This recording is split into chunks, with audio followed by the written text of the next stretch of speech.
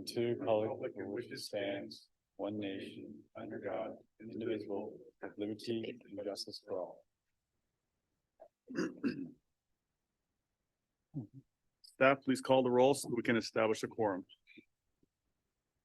At this time, I am only asking those CAC members attending in person to respond by saying here when I call your name.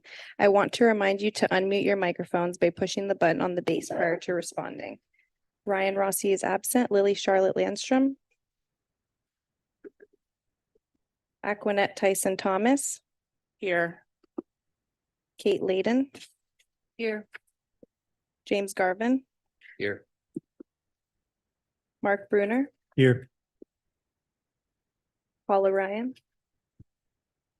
Jim Knight. Here. James Bonfiglio. Here. Richard Vassilotti. Sammy Brown. BJ Mishra. Francisco Gill. Here.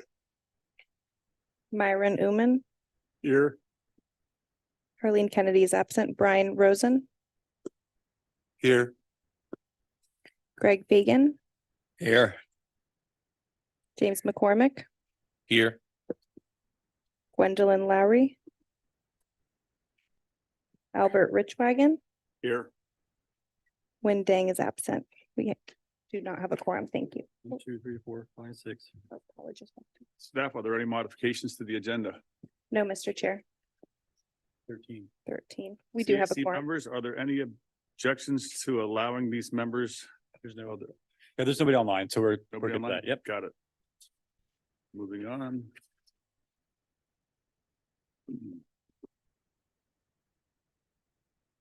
Are there any changes to the minutes? If not, can I have a motion to adopt the minutes as presented? Motion. Second.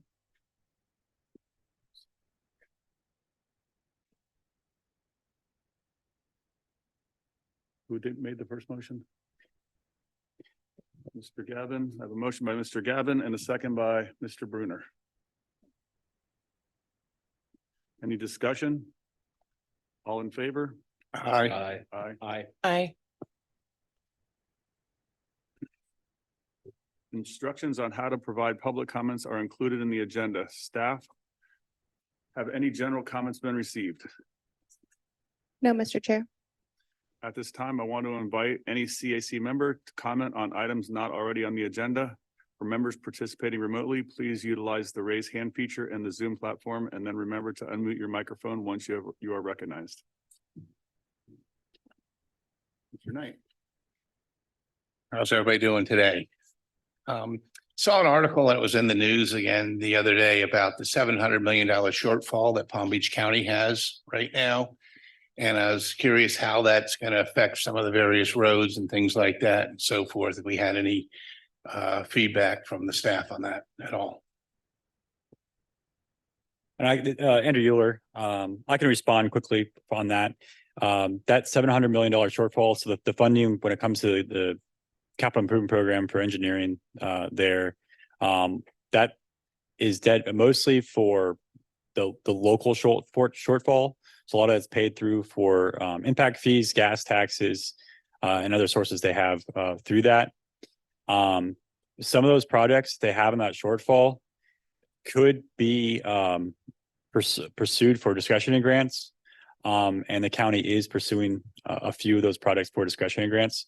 Some of them are pretty big ticket items. So like some of those major bridge reconstructions, they have a resurfacing on County Road 880. Those are projects where they're trying to pursue discretionary grants. And so that might cover some of that shortfall. That's really what we have for an update right now. Being down in South County, I was curious about Lyons Road, which has been a disaster with a lot of the accidents at Lyons and Atlantic and so forth. Do we know if it's going to affect that at all? I don't know specifically, but I can look into that for you and see how where that's looking. Thank you. Yeah. I don't know who's next, but we'll go Ms. Ryan. Thank you. On that note, I think in today's paper, there was $500 million, I think, or that was turned down by Florida DOT. Mhm. That were part of the administration's infrastructure dollars. So is that going to impact the ability to apply for grants and other funding since we didn't have any of that money to use? Yes, you all are very informed on transportation issues. So we're still discussing that with the state. And all the MPOs in the state are going to be discussing that through our liaison, and we'll be talking about that in our next meeting together.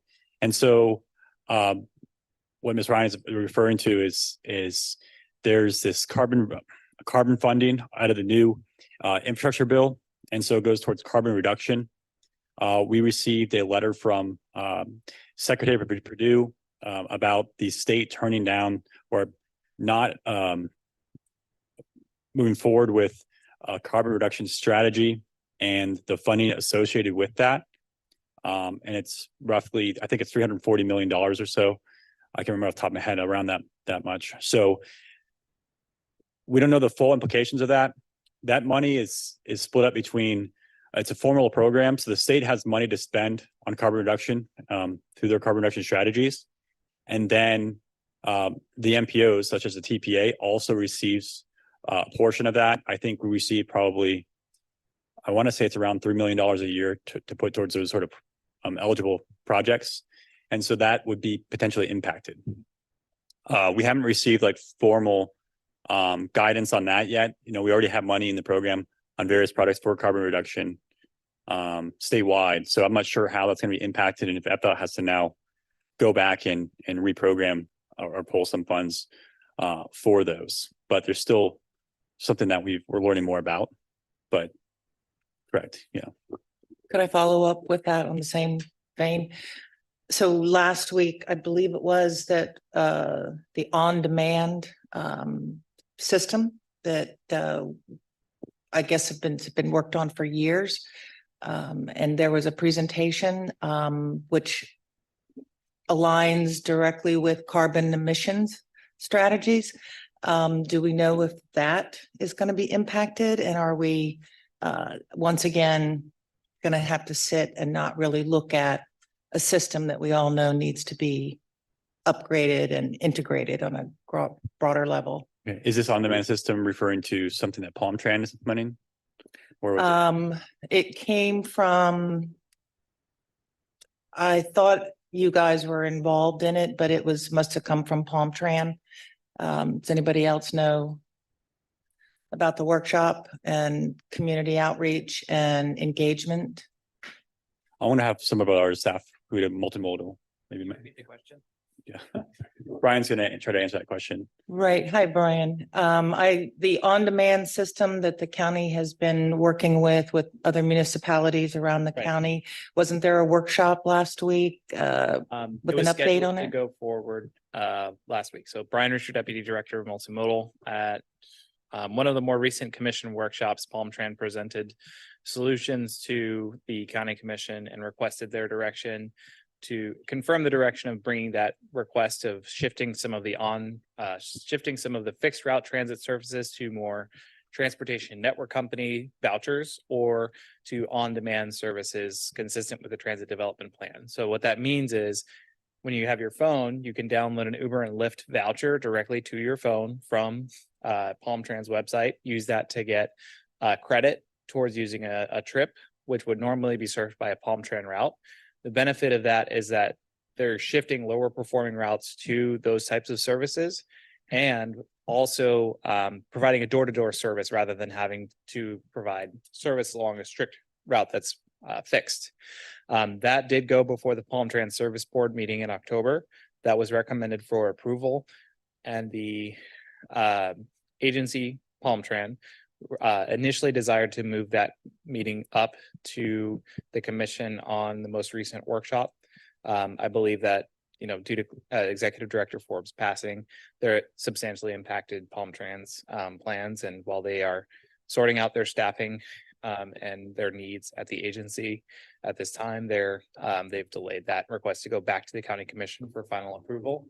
Initially, the plan was to bring that forward, those service changes in January, but that schedule has been delayed.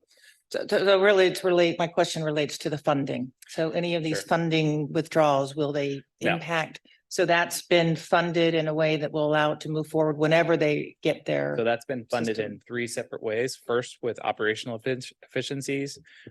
Due to the implementation of new technology on Palm Trans vehicles themselves, they've canceled some additional cleaning contracts that they had for COVID-19. So that's reduced the amount necessary to implement that, to go forward with that contract. Canceling other contracts that are kind of miscellaneous, no longer necessary. And with those operational efficiencies that they've implemented, shifting fixed routes to those voucher and mobility programs, no longer needed for those routes. They can shift those funds. So it's really redirecting the resources, not so much the loss of the carbon reduction funding that you're referring to. That's all entirely Palm Trans budget. Thank you, Brian. Mr. Eman? Thank you.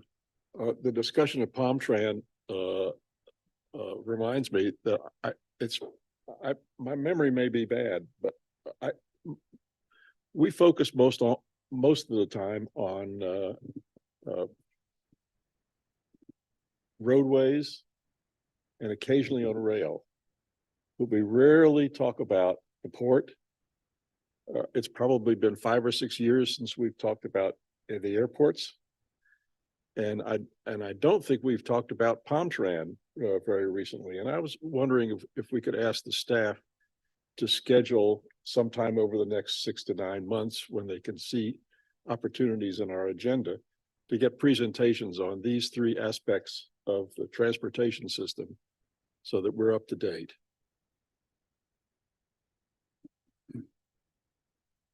Brian Rusher again, just wanted to let everyone know we do try to facilitate the conversations with the port, airport, and Palm Tran as much as feasible. Generally, we've gotten presentations from Palm Tran. They go directly to our governing board. So in the past few months, they've presented on these operational changes. They've presented on the electrification of fleets. So those videos are available online. In addition to that, last year, as part of our strategic plan, we organized tours with Port of Palm Beach and the airport as well. So we'll have additional opportunities coming up, but mostly those things go to our governing board at the request of that agency as well. We're the Citizens Advisory Committee, and we should have a broader perspective on the transportation issues. And it just strikes me as odd that you would think that you don't have to tell us about what's going on. Where those opportunities arise, I think that we'll. So I'm asking that you find opportunities to talk to us. Yeah, thank you. I just want to make you aware of those as well, that we've hosted some events in the past, year. Mr. Garvin? Just one, Brian touched on something a little bit there about, just want to take a moment and acknowledge the passing of Clinton Forbes, the CEO of Palm Tran. I was at the City of Palm Beach Gardens at his last public speaking hours before he passed. So, hug the ones you love, take a moment and I think we should all be appreciative of his efforts in Palm Beach County and what he'd done with Palm Tran, the strides he had made there. So just want to take a moment and just reflect on that. And thank you all. Duly noted. Seeing no one. I invite Andrew to provide an update for the liaison report. We still have a few. Sorry, I missed yours. My bad. Yes. Mr. I'm Bonfiglio. sitting way over here at the end. That's probably why you missed me. James Bonfiglio. I also sit on the Palm Beach County Transportation Disadvantage Local Coordinating Board. And we had a presentation at our last meeting from Palm Tran, I believe, about the planned consolidation and reduction of services on certain routes. I was concerned because of the effect it may have on the minority communities that Palm Tran services and the elderly, which, that's my constituency on that board. And I was wondering if Palm Tran planned to make a presentation to this board before they made their pitch to the county commission. As I understood, it was supposed to go to the county commission at their last meeting, but it was taken from the agenda because I planned to go and speak on the subject about my objections to their plan. So I guess the question is, does Palm Tran plan to provide us with an update on their planning for reducing the routes and to this committee before it goes to the county commission? Good afternoon. Valerie Nielsen, the Executive Director here at the Palm Beach TPA. Welcome to the new members. So just to chime in on a couple things, to piggyback on what Brian said in terms of Myron's request, we can request, the port actually presented to our board recently about their master plans. And we work with them on different plans and things like that, but obviously we're not an authority, we're a planning agency looking long-term. We can look out over the next year and see if Palm Tran, port, and the airport can come by and, you know, give us an update on what they're doing. Regarding the question from Mr. Bonfiglio regarding Palm Tran. So Palm Tran, at the direction of the county commission, was told to look at their system of how they're operating right now with the existing dollars that they have, try to transform some of the underperforming routes that are carrying it's 1 or 2 people an hour, and transform those zones into on-demand zones so that using the same funding, instead of running an empty bus around, they have an on-demand service where the people who need to use it can call this like shuttle that comes and picks them up and takes them to connect to a more direct route. So that was, they came to this, our transportation disadvantaged local coordinating board just as an information item saying, hey, this is something we're doing. Wanted to let you know at the direction of the county commission, who directs them, that they told them, you can't at this moment do what you can with what you have and try to make it more efficient. So that's kind of a best practice of people moving forward. And then after the unfortunate passing of the executive director, Clinton Forms, they did a pause on bringing that presentation to the county commission because they were going around and presenting to the different municipalities saying, we're changing this. Instead of having a bus that's coming every hour and it's only carrying 2 people, we're actually going to create this into a zone for a better service for the people riding it, but also more of a win-win. And that's something they're continuing to work on, but we're kind of have to see what happens, what the county commission directs them to do, because they're in charge of Palm Tran, and then what happens with Palm Tran. But that's the plan, and it isn't affected by the other funding. But we can request them to come back once they have an update and, you know, tell us more about their plans and what they're doing. So they did come to the LCB to present just kind of informationally, hey, we've been directed to kind of shift, and this is what we're looking at. But that's kind of, you know, been put, I think they're still working towards it, but they put it on hold to go present to the commission, to our knowledge, but we'll keep you guys posted. So does that mean we're going to have a presentation or we're not going to have a presentation? It Or means we- that we don't know when the presentation will be, but we'll continue to reach out to them and try to stay informed and have them come back and tell us, you know, what's the plan. So our recommendations don't necessarily go to the county commissioners, but at least they can be heard and they can be considered by them for sure. Thank you. No more comments, questions? I invite Andrew to provide an update for the liaison report. Right. Thank you, Mr. Chair. I also wanted to point that we do have 2 new members. We have James McCormick and also Brian Rosen, who both joined us. I don't know if you want to take a few minutes and say hello to the committee if you'd like, or I can keep going with the liaison report, but up to you all. Sure. Oh, you were on. There you go. Hi, my name's Jim McCormick, from Lake Worth Beach, representing the city of Lake Worth Beach. I spent about 38 years in the mass transit commuter rail business up in New York, moved to Florida about 5 years ago. I've learned an awful lot about living in an area that doesn't have the transportation network that the New York City area has. And I see some ways for me to, you know, benefit my community by being a part of this. And so that's why I asked the city of Lake Worth, applied with the city of Lake Worth to join the committee. That's about it. Thank you. Thank you. Hello, my name is Brian Rosen. Honored to be here.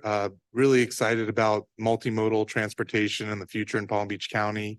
Really the opportunities that it could provide for the entire community, visitors and residents alike.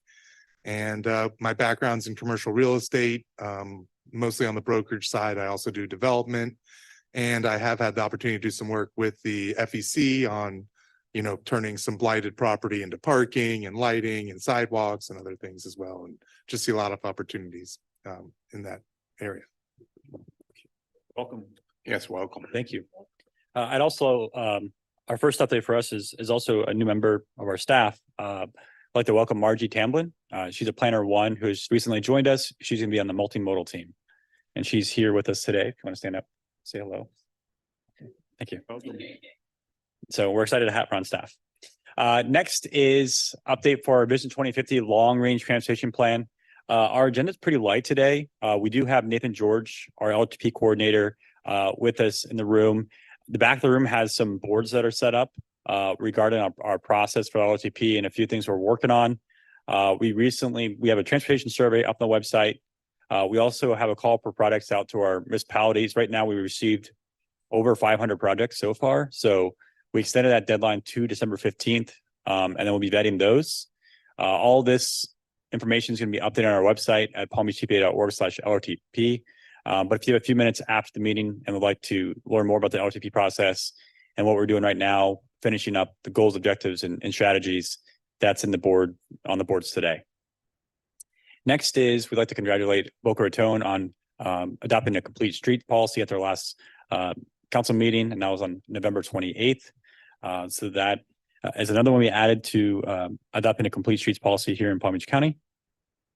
Next is there's Vision Zero for Youth U.S. Leadership Award. So this is a award for that's due on December 16th for applicants. Any government agency advancing child and youth pedestrian and bicycle safety is encouraged to apply.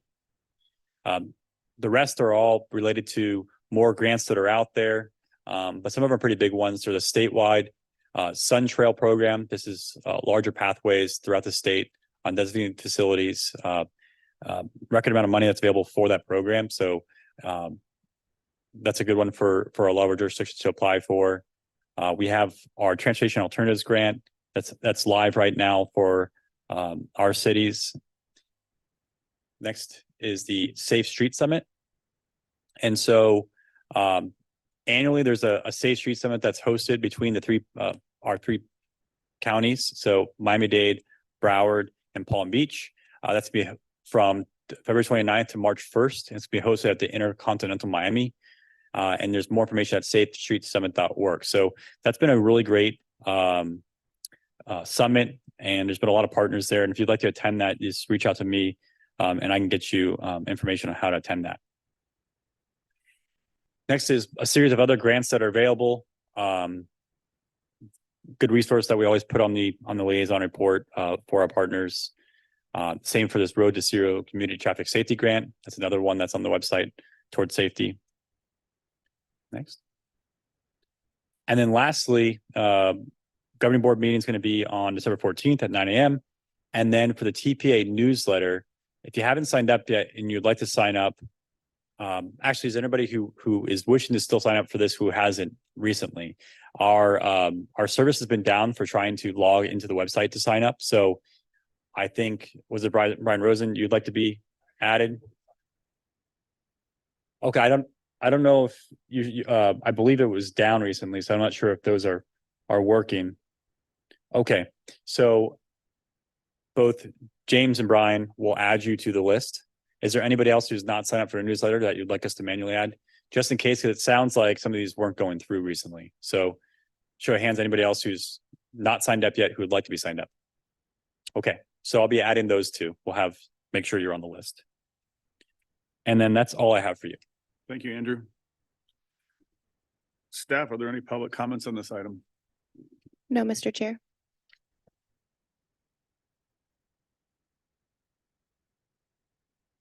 Do any committee members have any comments or questions on liaison report?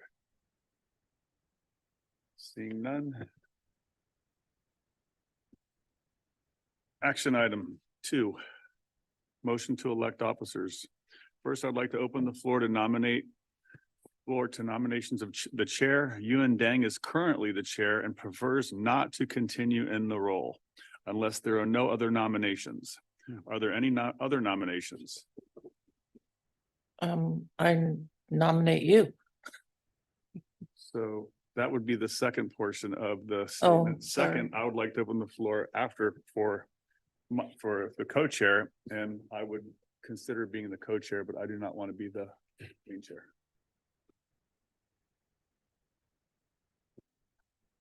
I'll take a nomination to be chair. Say that again. James Garvin will take a nomination to be chair, if that's okay with everybody. So I have a nomination for James Garvin to be the chair. Second,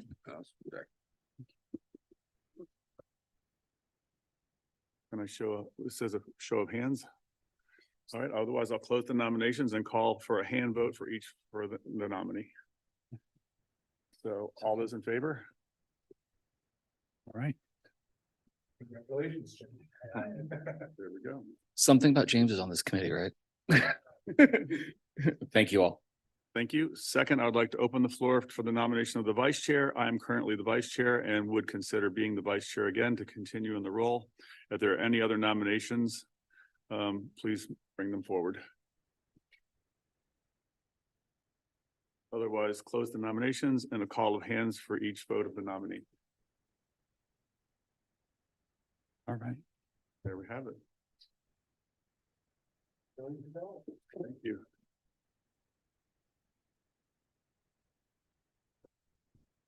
We'll need a motion and a second to finalize. Okay, Just want to do the full thing. We can do that. you want to go do the show? Let's do the full ballot then Got for it. Okay. for I have a motion and a second. Yeah. So I need a motion for Mr. Gavin and a second. So moved. second, Okay, I have a motion by Right. Mr. Knight and a second by Mr. Bruner. Works. All those in favor? Aye. I, Aye. All those opposed? Motion carries. And then I need a motion for the co-chair. So moved from Mr. Rishwagen. second, Motion by Mr. Knight and a Second. second by Mr. Mishra. All those in favor? Aye. I, All those opposed? Motion carries.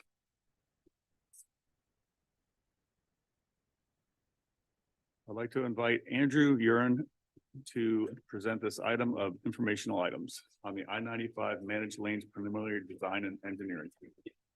Thank you, Mr. Chair. So I'm just going to call up, we have AFDOT staff and consultants, led by Hong Benitez, who are going to provide an overview of managed lanes, and these two upcoming product development and environmental studies. This is a good, really detailed overview of what a PD&E is and what they're doing specifically for these corridors. This is, I think, a good sort of instructional portion as well. Hello, welcome.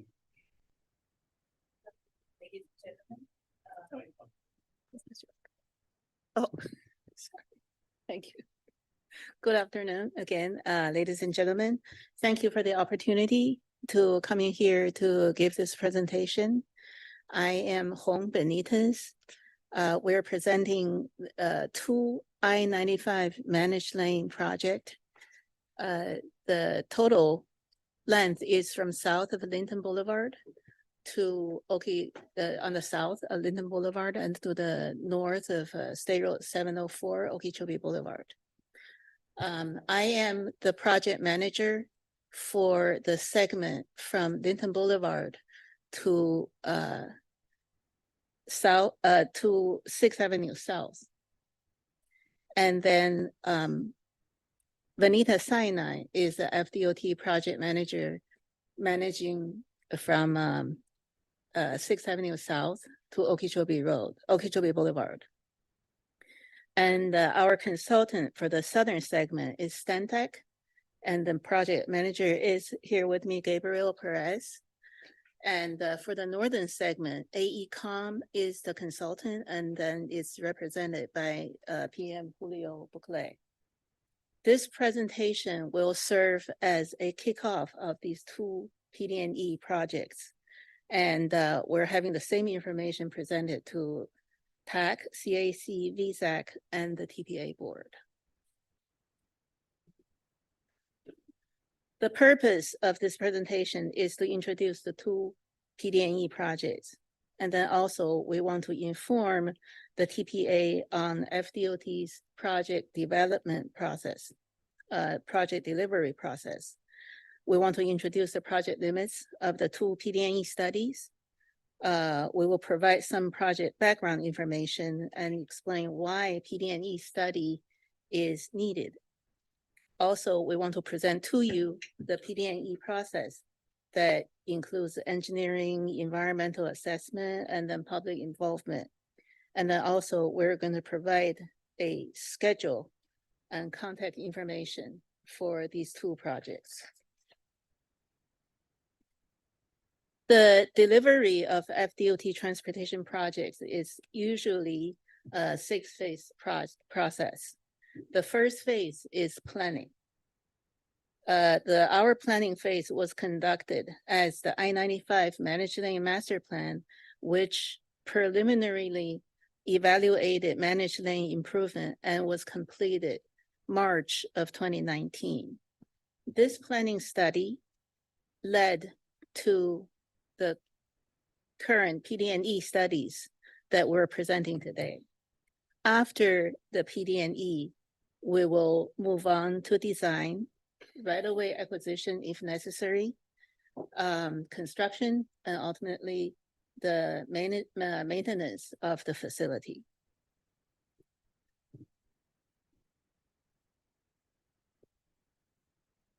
Before we get going with the project background, I did.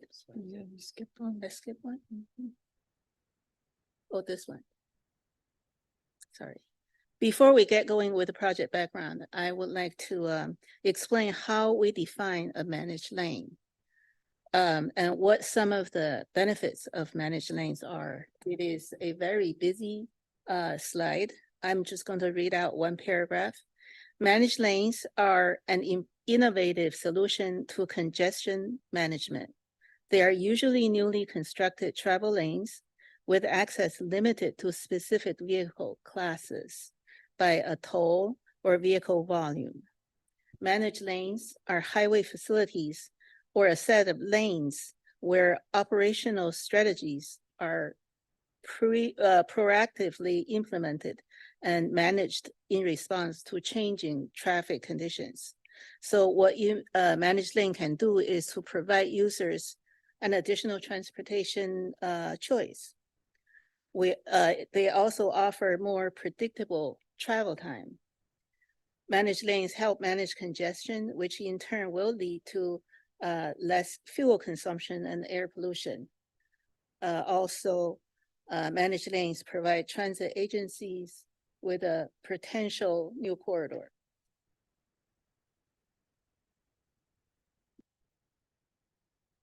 I-95 is designated as a strategic intermodal system facility.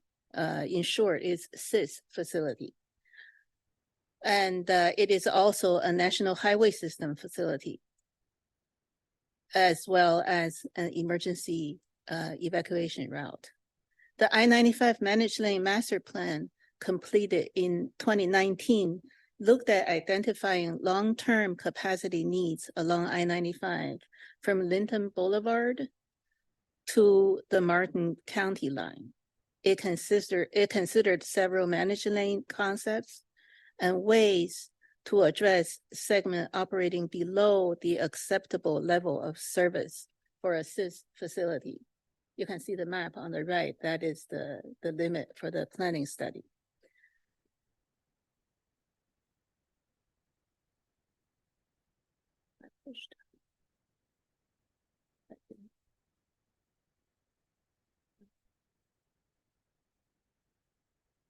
Where is the control?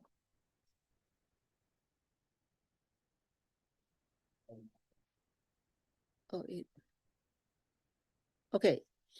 This is the one. The existing typical section for I-95 within these limits currently features 2 HOV lanes. That is those red arrows there, 1 in each direction, 8 general use lanes, 4 in each direction, and auxiliary lanes between most interchanges. And I would just like to mention that HOV lane is a type of managed lanes. Next, we changed it. Okay, sorry. The during the, after the master plan analysis, the master plan analysis resulted in the selection of a typical section as shown here. It features 4 managed lanes, 2 in each direction, and same number of general use lanes, 4 in each direction, and the auxiliary lanes between most interchanges. And this typical section has moved forward into the PD&E phase. And during PD&E, this is the time for a more refined analysis of the master plan proposed concepts. Any improvement or changes to the proposed concepts will happen now during the PD&E. During the master plan phase, a traffic analysis was conducted.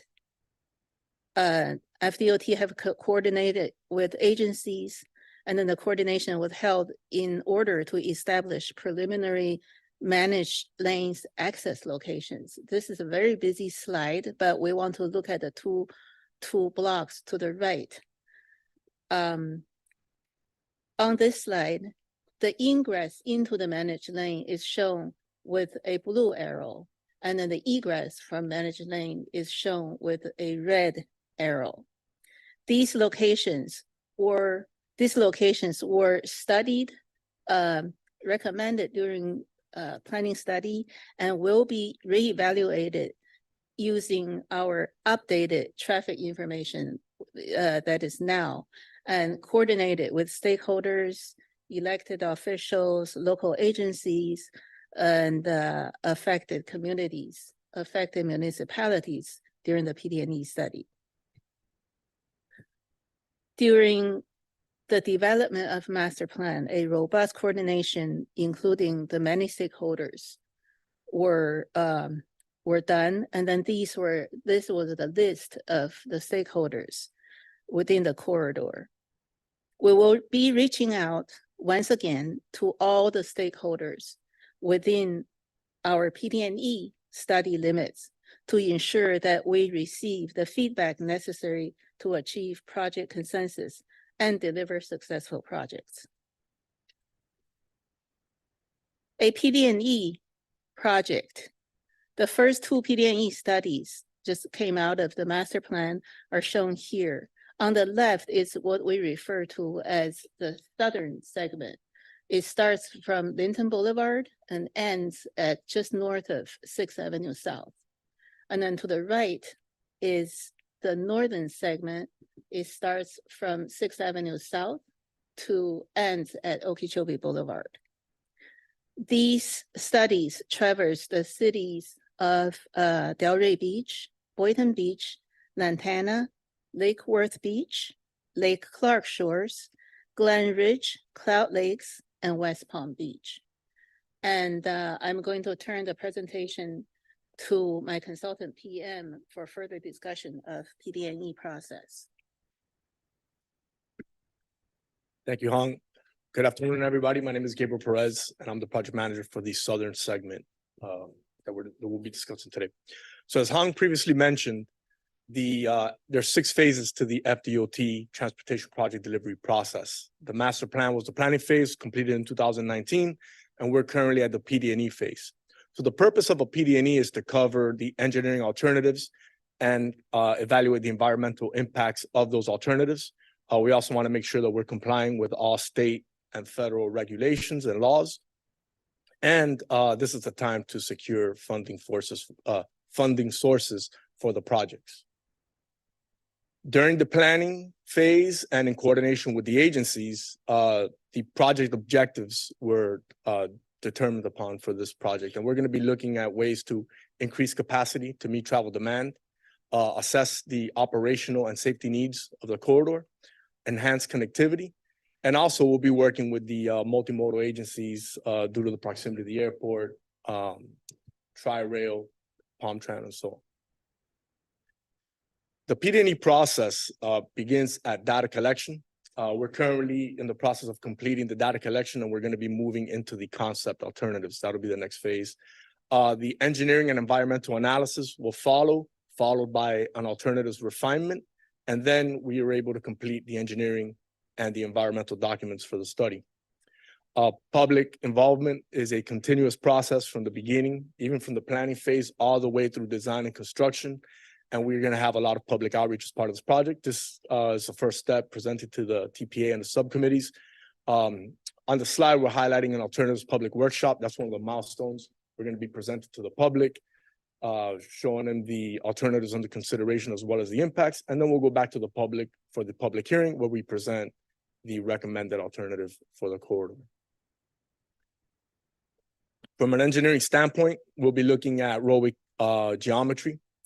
We'll be also assessing capacity, safety, and traffic operations of the corridor. Since we'll be adding some impervious area, we're also going to be looking at drainage and some structure improvements as well. And we'll be evaluating ingress and egress access points to the managed lanes. Right-of-way requirements will be considered. We'll be looking at ways to minimize any and all right-of-way impacts. And in an effort to minimize costs and disruptions to the public, we'll also be looking at the preservation of existing resources. From an environmental standpoint, we'll be looking at both the natural and the social environment, looking at ways to avoid, minimize, and mitigate all environmental impacts. We'll also be looking at noise. That's always a big item for the public. We'll be evaluating existing noise walls and seeing how we can improve, if necessary, along the corridor. Public involvement, as mentioned before, is one of the biggest items of a PD&E study. We're going to be going to the public throughout the study, mainly the public alternatives workshop, public hearing. Those are going to be both virtual and in person, so it's going to give the public a lot of opportunity to participate. We'll also be meeting with elected officials, different agencies and stakeholders, and we're going to be launching a project website. It's not up and running yet, but we're in the process of getting that set up. And then following that, following these presentations, we're going to be sending out fact sheets to the public as an introduction of this project. The Southern PD&E study, which you see the limits up here, as Hong mentioned, begins just south of Linton Boulevard. That's going to be the continuation of the Phase 3B Managed Lanes project. And it would end just north of 6th Avenue South. It traverses 4 municipalities, and we have 6 interchanges. Now, 5 of the interchanges are currently either in the design or the construction phase. We will not be impacting those interchanges as part of the study, but we will be coordinating with those projects to make sure that we're minimizing any impacts along there.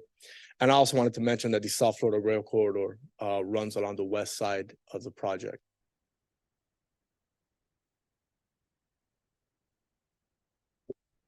From the northern terminus of the Southern PD&E commences the Northern PD&E. So from from north of 6th Avenue South all the way to north of Okeechobee Boulevard. This project traverses 5 municipalities, and it has 6 interchanges within the limits. I want to point out 2 interchanges shown with the red circle, Southern Boulevard and Belvedere. This PD&E study will evaluate improvements at those 2 interchanges. What you see up here is a milestone schedule. Both of these projects are running concurrently. However, they are 2 independent projects, and the schedules could deviate a little bit between the 2 projects. The schedule is subject to change, and we began the studies in the spring of 2023. We're currently here at the project kickoff in fall of 23. The alternatives public workshop is tentatively scheduled for summer of 2024. That'll be followed by the public hearing in spring of 2025. And then we'll be ready to complete the study by fall of 2025. Both PD&Es, the Southern and the Northern, are funded for design in 2027. However, they're both unfunded for construction at this time. And then the State Road 80 interchange improvements are funded for design in 2026. However, those are also unfunded for construction. These 2 PD&E projects have 2 sets of contact. I am the project manager and contact for the southern segment. That is, again, from Linton Boulevard to 6th Avenue South. And for the northern segment, the contact, the FDOT PM is Vanita Sayani. And so here on the slides, you can look at our, the information at your leisure.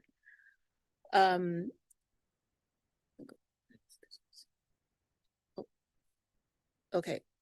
And as far as the presentation, this is pretty much the information that we have. But before we end our presentation and FDOT, we have this Vision Zero, and then we would always like to leave a safety message for everybody. And since the holiday season is here, we would just like to remind everybody, do not drive under the influence to keep everybody safe. I like to thank you again. So we gave you a very brief overview of these two PD&E projects. And we briefly discussed the master plan and then how it evolved into the current PD&E projects. And if you have any questions, we're going to try our best to address your questions. Thank you. Staff, are there any public comments on this item? No, Mr. Chair. Do any committee members have any comments? Start here. Mr. Knight? Thank you very much. Very informative. And I enjoy using the managed lanes, especially going south with any kind of traffic out there, depending on what time of day. I was curious as to the profitability. And before I jump into that, specifically as you're going down south, I've always heard that Florida Turnpike is one of the most profitable roads that was built many, many years ago. Being a native here, they've always said that. And how is it working? How's the profitability working with the managed lanes going south? And last thing was that you always see the plastic poles run over all the time. Do they ever catch anybody that actually runs them over and ticket them? Occasionally I did that.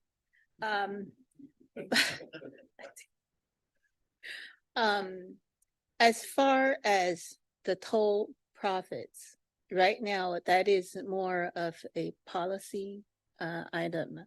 So we really do not, we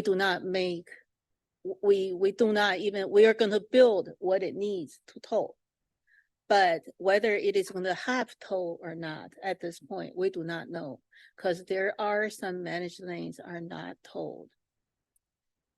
So we do not know. Actually, I asked the same question. I haven't got a definitive response at this point.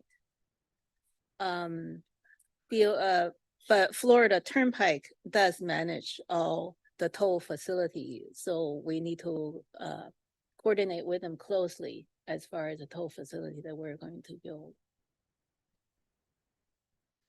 Thank you. Thank you, Mr. McCormick. I used to work in Pompano Beach for a few years. When I was working in Pompano Beach for a few years, the managed lanes between Cypress Creek and Glades Road hadn't yet been constructed. All the lanes were there, but they were open for all traffic. And I would get out of work at 3, 4 o'clock, 5 o'clock in the afternoon and have a nice drive home. The day they put up the plastic poles, from Sample Road to Hillsborough Boulevard turned into a nightmare.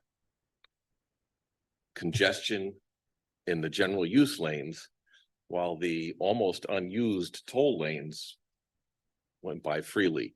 And it was very frustrating because I got on at Sample Road. I didn't have access to the express lanes. It was very frustrating to know that, for the longest time, we had a nice, easy ride. And then the day they put up the plastic poles, it turned into a nightmare of traffic congestion every single day, whether there was an incident or not. And I just found it frustrating. And I was wondering what the philosophy is. Is the philosophy to improve traffic flow, or is the philosophy to simply extract some money from people who want a quick ride? I have to say the philosophy is to improve traffic flow. For example, our project right now, we are not reducing any general use lanes. We added more managed lanes plus the existing HOV, we made it 2. And there are advantages to have the managed lane because certain people can choose the ones that travel long distance. And if they can get into, they have the access point, then they're going to use that so that, you know, that at the same time will reduce the general use lane. However, the location of ingress egress is very important. So that is something that we are going to be looking at very hard during our study.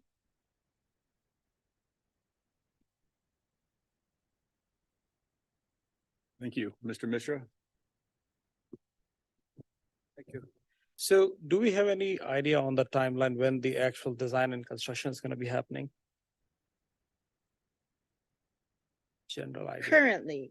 Currently, this one is, you know, the design is funded for 2027. However, the project is so big. You know, imagine my southern segment is 14 miles long. So it is how it is going to be segmented for design, how it is going to be segmented for construction. These are to be studied and to be decided during during our PD&E process. And But the construction is not funded.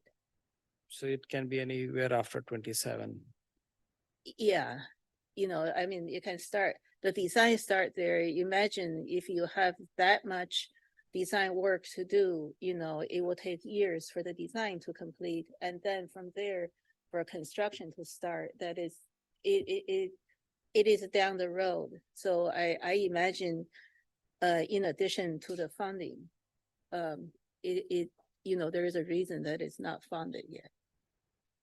And are you thinking about doing the construction on the intersection at the same time when you are going to be doing the widening, or is it going to be independent? So all the intersection improvement that you have to do, are you going to be doing them at the same time or later on? Right now, okay, the way that I understand some of these the interchanges in the northern segment, it is huge. So by itself, it is just a humongous construction job. So I wouldn't be surprised if it is taken out, be done by itself. But I do not know at this time. That's just, we do not have enough information at this time to give you a definitive response. Yeah, let me add to that response, PA, and there's a number of either PD&E or design projects or interchanges ongoing, which are independent from the project. They are basically leaving the envelope for these two PD&Es peer through with the managed lanes, right? So we're going to be looking at two interchanges. On the northern segment, which is going to be the State Road 80 interchange, and those will be basically direct connect ramps from I-95 to State Road 80, vice versa.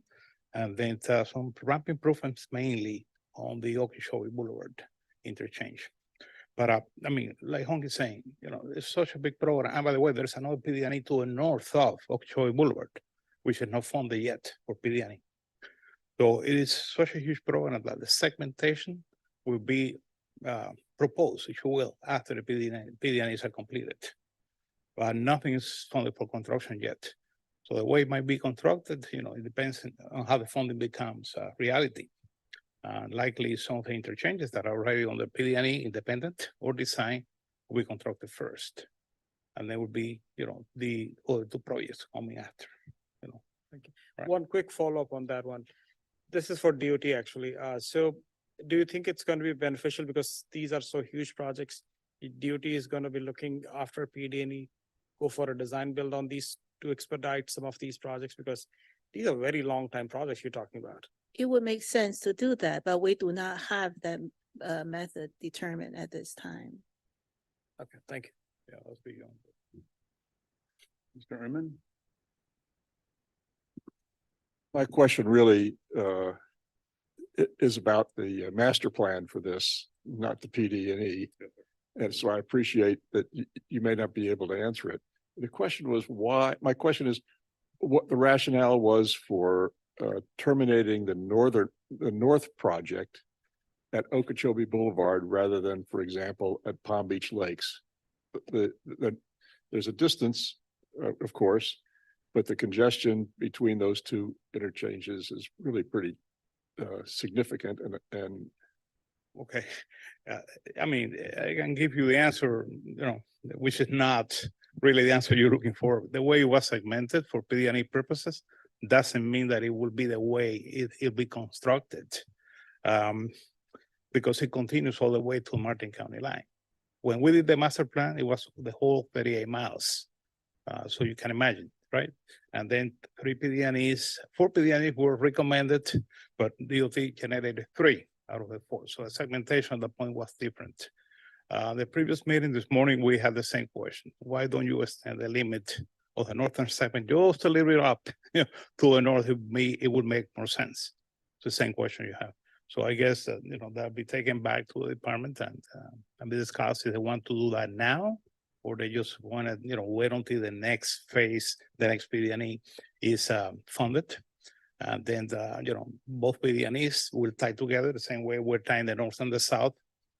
And the recommendations for construction will be different anyway. Not necessarily will have the limits that you're seeing for the PD&E studies. Okay. thank you. Mr. Garvin. Thank you all for the presentation. As I'm hearing this, I'm also understanding our past meetings if we talk about other interchange projects and things that are happening along the I-95 corridor within Palm Beach County. So the question to you is are you all looking at this holistically as how the interchanges are going to be improved? Not only with the managed lanes, but so forth, because this seems like it could be a very large undertaking as far as basically restructuring I-95 completely from, reminds me back of, if some of you are familiar with the Orlando I-4 transformation project, in which they basically rebuilt I-4 with enough interchanges and managed lanes and so forth. So my question to you is are you looking at it more holistically as far as all these other adjacent projects, or is it very much going to be one at a time? We do look at all the projects that in the southern segment. Currently, it does not include any interchange job. It's because all those interchanges, with the master plan, and all those interchanges were taken out to do separate PD&E study and separate design, and many of them are currently construction ongoing, or it is about to get to that point. And then the northern segment, as you just heard Julio mention, the 2 big interchanges, it has flyovers. So that's why that they were not studied separately. There has to be, the multiple system has to fit in together. So then, we are including that State Road 80 interchange into this PD&E study. However, whether they're going to be built together or not, that is in the future. Okay, I was just merely thinking for the benefit of the constituents to not have to deal with a construction project then followed by another slightly related construction project. Question again is I'm assuming that the actual is the ingress and egress from the managed lanes, is that intended to be more like an express lane or more as every exit, or how is that to be determined? It's more of a strategic location, not at every single interchange. Okay. But that has to do with traffic. We need to, so that's why the data collection, we're working on it. And then that has a lot to do with the traffic demand. And then one final question. I'm assuming your intention is move forward is to minimize right-of-way acquisition. Excuse me? I assume that the intention of FDOT moving forward is to minimize right-of-way acquisition when possible.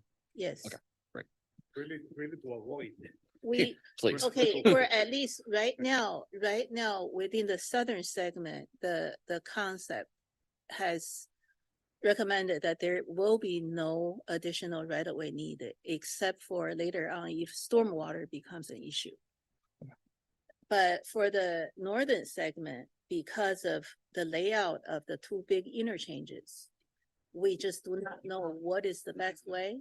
And then so it could go out of the current right of way, but we try to minimize. Thank you very much. Let me get back to the question you asked about the, the ingress and egress points for a moment. In reality, remember, managed lanes are for a long haul travel. They are not intended to be from interchange to interchange, okay? So during the master plan, we determine a strategic location based on traffic volumes, travel schemes, market analysis that we did. It's a compounded, number of issues that to determine a lot of coordination with many municipalities. So at that time, the public, at the time of the master plan, really was not a public involvement. It was the coordination with the municipalities affected, 13 in total, plus the agencies, TPA, the county, the airport was very important because as you know, they have a master plan. They have the intention to either remove or maybe not remove the diagonal runway, and that will affect whatever we come up with at the I-95 state road interchange. It's a spaghetti ball here, okay? So in reality, we have to now go back and reanalyze those ingress and egress points. Because they might slide a little bit up, a little bit down. It depends on the traffic conditions and what the traffic will tell us now. All these, the master plan was done pre-COVID. All this now post-COVID. And we have also a different set of data. Traffic data at the time was, I think it was 2015. So that's really 8 years old. So we have to look at the volumes of traffic and all that again. And, and we'll take it from there. Yeah. And the right of way, by the way, right of way varies, from about 265 feet to 615 feet. That wide it could be at some points. So our intent is not to touch it. We are avoiding certain areas, like for example, on the State Road 8995 interchange, you have a historic district, the Vedado Historic District, which by all costs, we will avoid that. In other areas, we might need a sliver here and there, but the minimization or avoidance is the objective. Thank you very much. One more question, sorry. Right, I was going to ask about the right of way, but James asked that question. So I wanted to answer the question about why this doesn't go further in terms of Palm Beach Lakes Boulevard. I was on the governing board when that was done, and it was directly to your comment about it didn't warrant the need for that based upon the time with the numbers. I mean, it was debatable, but as you said, the data is considerably older than when you get to that point. And so that concerns me because we have 500,000 new residents in the state, and they all seem to have landed in Palm Beach County. We do have, we have a new round of traffic data collect. Oh, I'm sorry. Can you all hear me? We do have a new round of traffic data collection. And then I believe it is just about to complete, or we have, if not just about to, or maybe we just received the final report. Right. So we do have a new set of traffic data. And in addition to the traffic, you always have to find a logical termini for the project, which is, everybody's concerned. It may grant just to go half a mile up, quarter of a mile up, to make sense out of the logical termini. So all that has to be, ironed out. Okay? Thank you so much. Very welcome. Thank you. Thank you. We'll be back. Thank you. All right. Item 3B, federal listing of obligated projects for year 2023. I'd like to invite Andrew Uren, Deputy Director, to present this item. Great, thank you. Okay. So this is a quick presentation. There's more details, lots of pages that were provided in the backup PDF. This is the fiscal year 2023 annual listing of obligated projects. And this really only involves federal funded sources. So fiscal year 2023 was the prior fiscal year that we just completed. And so as a requirement by federal law, every MPO in the nation actually has this list of federal obligated products that they're required to produce. So we get ours from FDOT's final data on this.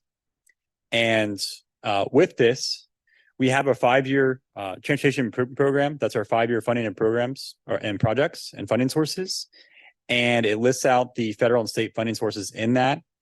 Once the end of the fiscal year happens with the transportation improvement program, what's programmed in there, this document is created. So first we have what is programmed in the TIP for the current fiscal year, and then what gets obligated. And so the obligation is that commitment to reimburse up to that specific amount for a project.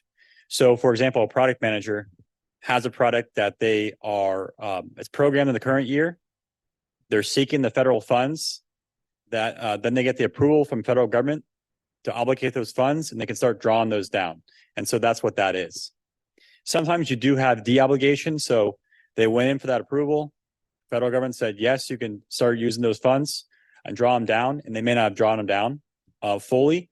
That could be because the product was removed. Maybe there's a delay. Maybe they found other ways for costs. So there may be other reasons for de-obligations.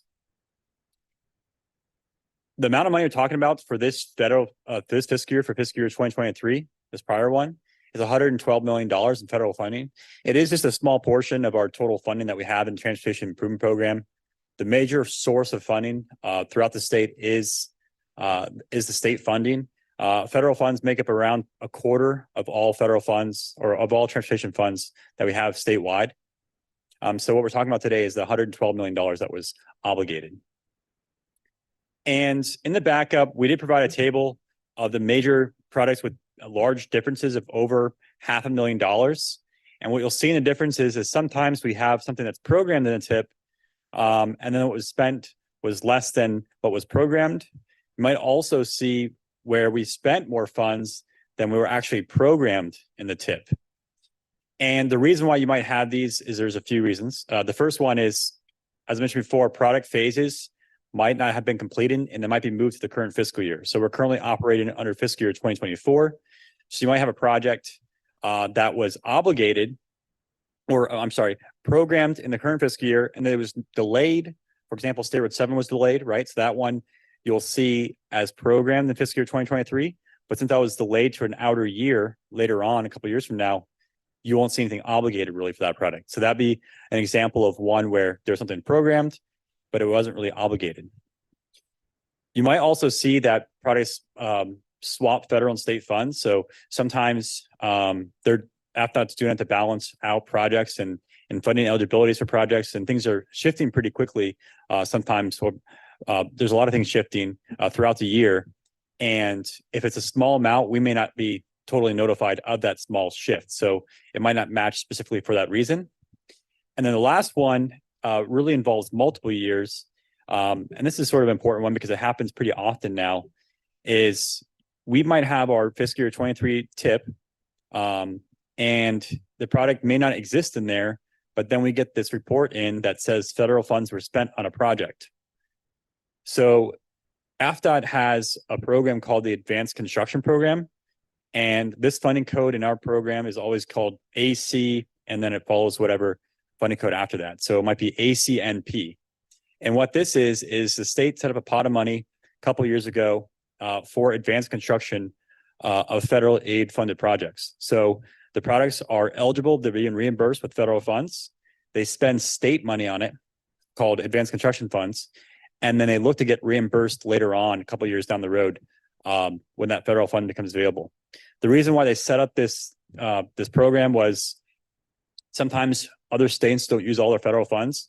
And when they get swept back, Florida can then say, we need this funds. We have all these unfunded things that we that are eligible to be reimbursed. So that's sort of a way of capturing funds from other states. And so the way that works is the state might have paid these funds in about 3 or 4 years ago. Let's say it was fiscal year 2021, right? And then we saw it in the report in 2023 where they finally got reimbursed with federal funds. So those are happening more and more frequently in this obligation report. And so that's really one of the bigger reasons why you might see more obligations than what was actually programmed. Here's just a summary of what that looks like by our sections within our transportation improvement program. This is the order that's presented in our program. The first one is sys capacity. That's the restricted intermodal system. And then you can see what was programmed, what was obligated, that difference, and then if there are any de-obligations. So that's really all I had to provide for you. There's a full list of products in the back. If any of you have any questions related to specific projects, I can look into it for you and get a response from FDOT, or maybe I can answer it as well. But if there's any questions on this process, just let me know. Staff, are there any public comments on this item? No, Mr. Chair. Do any committee members have any comments on this items? Seeing none, moving on, administrative items. Item 4A through 4E are informational only. There will be no staff presentation unless requested by a committee member. Seeing none, staff, are there any public comments on these items? No, Mr. Chair. Just as a reminder, our next CAC meeting is scheduled for February 7th, 2024. At this time, our committee meeting is adjourned. Thank you. So yes, as a reminder, February 7th, there's no January meeting. And then we'll be in the back of the room here if any of you want to discuss the long range transportation plan.